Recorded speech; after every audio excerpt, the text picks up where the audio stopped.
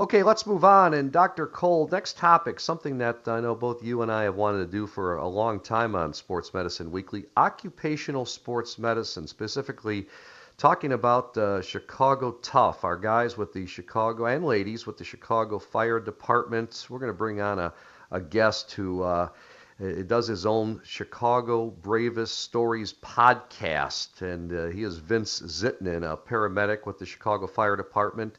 10 years of service and currently assigned to Chicago's West Side.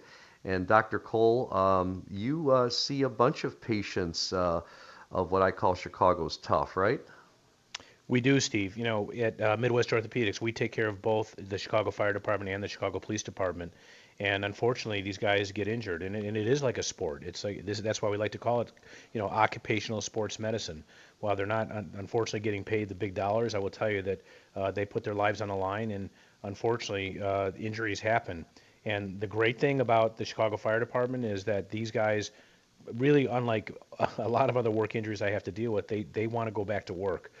They generally love their jobs. They're career firefighters, and they want to get back as fast as they can, and they want to get back safely and not get re-injured again. So in many respects, when you think about it, it's not much different than a professional athlete. Well, Vince, thanks so much for joining us here on Sports Medicine Weekly. And again, from what I understand, you've been an instructor at the Fire Academy and a member of Chicago Fire Department's Mobile Medical Response Team. That's a bike team. You also own your own PSP Academy, which is a gym specializing in training police and fire candidates. Planning on going into public service. You have quite a thing going, don't you, Vince? Yeah, you can say I'm relatively busy, and that's all. I've been with the Chicago Fire Department for 10 years, and listening to Dr. Cole talk about how the mentality of the firefighters and paramedics on our job, it is a unique thing that, when we get hurt, we strive to get back. It's a mentality. We don't want, when we get hurt and we're off the job, we actually feel like we're letting our guys down. We're feeling like we're letting our crews down, and that we're not able to be there when we're needed. And that's part of the mentality and the brotherhood of the fire department that makes us unique. And if you're working on athletes and other things like that, I think the group of members of the Chicago Fire Department are unique in that aspect, that we're more than motivated to get back to work. We want to get back there and be with our guys, and get that feeling of not being there when we're needed, and just get back to work. Vince, what's interesting is that I can tell you that, having taken care of the Bulls for, 17 years, and the Sox as one of the co-team physicians for like 18 years, the best years we have are when there's this cohesiveness in the locker room or the training room, that guys say exactly what you just said. I'm going to tell you, it doesn't always exist. And it's a generational thing. And I wonder, in your culture, I have to imagine, just being a firefighter, it sort of breeds that you guys really watch each other's backs. There's an issue of sort of this hierarchy of how many years you've been there, if you're a veteran and so forth, and you help mentor the young guys and women, and you take a lot of pride in what you do. That's just like a professional sports team. There's just so many things that mirror that. Did you get injured on the job, as I understand? I actually did. I did get injured, and I was treated and just taken tremendous care of by Midwest Orthopedics. I actually sustained an injury while working on a patient during an EMS run, and the patient, due to some apparent drug use, became completely combative. And what I thought was just something minor wound up to be actually one of my biggest injuries ever. I went to put my arm around a patient to kind of control them, and I thought that a police officer that was helping us restrain this patient, I thought they actually hit me in the chest. And when we finished the run and everything was fine, I felt a little sore, and I asked the police officer, I'm like, hey, I think you punched me in the chest. And he said, hey, Vince, I didn't even take a swing. And that's when I had a higher index of suspicion that maybe something was wrong. And what actually happened was I tore the tendon off, my pec tendon came off my bicep or my humerus. Yeah. Yeah, I see that a lot in weightlifters or people who, violently are doing something, and you must have, contracted the pec very abruptly, and then it pulls off the humerus. But it's Well, one, and then, yeah, go ahead. Well, one of the things that my ortho guy said, because I was like, I lift weights, I work out. How could, and this patient that we're talking about, was 150 pounds soaking wet. I was like, how is this possible? And he said, well, those injuries are sustained by people who do work out, who have the strength to pull that off. And I was like, okay, well, there you go. That was the first time I've ever injured that. And, he kind of explained the procedure. And, once we got the MRI back, he said, it's off and you can't rehab that back on. So surgery was the only option at that point. Yep, that's correct. Visiting with Vince Zitnin. He is a paramedic with the Chicago Fire Department. I'm Steve Cashel with Dr. Brian Cole. This is Sports Medicine Weekly. Vince is also a host of Chicago's Bravest Stories podcast. So tell us more about that later. But Dr. Cole, going back to Vince's injury, so a torn pectoral tendon, had surgery. How was that surgically repaired? Steve, it's a lot like your biceps tendon surgery I did. We make the exact same incision. It's not very big generally. The surgery takes about 20, 30 minutes.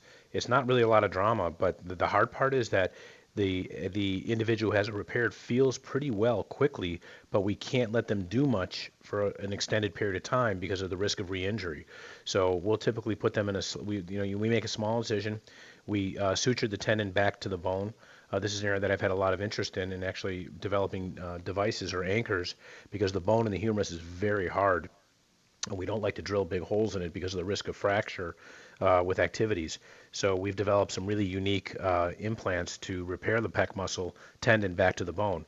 So that part's actually the easy part. It's the hard part is for someone like Vince, is that he probably was in a sling for 6 to 8 weeks and wasn't really allowed to even contemplate going back to full duty for at least 3 to 4 months, and it can be 6 to 8 months in some instances. So I deal with this in a lot of bodybuilders as well. So it's pretty easy to fix. It's just the bad part is just the recovery is just so challenging, because you got to hold them back so they don't re-injure it. And Vince, how you feeling now? And talk about your rehab. Well, so one of the things that I wanted to mention, that even though it was torn off from the bone of my humerus, I wasn't in any pain. I started to have some significant bruising, but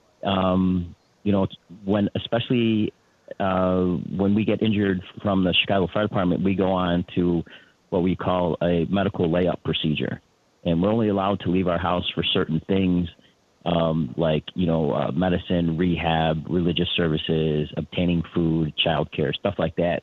Sounds like COVID, Vince. Yeah, it was very much house arrest. It's very much house arrest. And so for someone who is relatively active, it's terrible. And, wanting to do stuff, especially when you feel fine. The only thing that really slowed me down was physically getting the surgery and being stuck in that sling. But when I got the okay to start my rehab, because I couldn't even start going to my physical therapist for a couple weeks after the surgery. But when I got to rehab, I felt like a kid in a candy store, because I was able to do stuff, anything that I could do that wasn't involving my arm, I was doing, anything with my legs, anything with my other arm, anything. Just, I was just so glad to be out of the house. And I just, I was supposed to be in physical therapy for an hour, and I would wind up spending, 2-3 hours there. So Vince, ultimately, how long did it take to get you back to work? And then I want to ask you about your side job here, which sounds pretty fascinating. I wanted you to tell us briefly about it. But how long before you got back to work? It actually took me 4 months to get back to work, and that was 4 months of really hard selling my doctor. He wasn't, and he flat out said, I'm not 100% comfortable with you coming back at this time. But, I'm in his office and I'm, doing a push up and swinging my arm around, just trying to let him know that, I'm ready to get back. And I assured him with my whole heart that I would take it easy. I would let, the guys around me do the majority of the lifting, which is, hard to do. But my understanding, just like Dr. Cole said, up to 6 months was the actual, proper time for recovery. And I really worked hard to sell the fact to my ortho that I was ready to come back. So tell us about your activity now, if you don't mind. I'd love to hear about your podcast and what your mission is. Oh, well, thank you for asking. Me and a couple other, they're both firefighter paramedics as well. And we host a podcast called Chicago's Bravest Stories. And it's stories from Chicagoland's first responders, and actually across the country. We talk to police officers, firefighters, paramedics. We've had our chaplain right after he retired of having almost 40 years as the fire department's chaplain. We've had him on telling stories, and he had some amazing stories. We've had the guy, his name is Kevin Casey, and he was an actor on the movie Backdraft, but his stories are even more legendary in the fire service than that movie could ever portray. So, we have had some very, very interesting guests on, and I feel honored to be able to sit down and, have these guys tell me stories that I would have loved to hear anyways. But to be able to share them with other people is a pretty amazing thing. Well, great stuff, Vince. Again, he is the host of Chicago's Bravest Stories podcast, and I'm sure people can find that as they do with our show, wherever they can find their podcast audio. Correct, Vince? Yes, sir. It's available on iTunes, Spotify, wherever you listen to podcasts.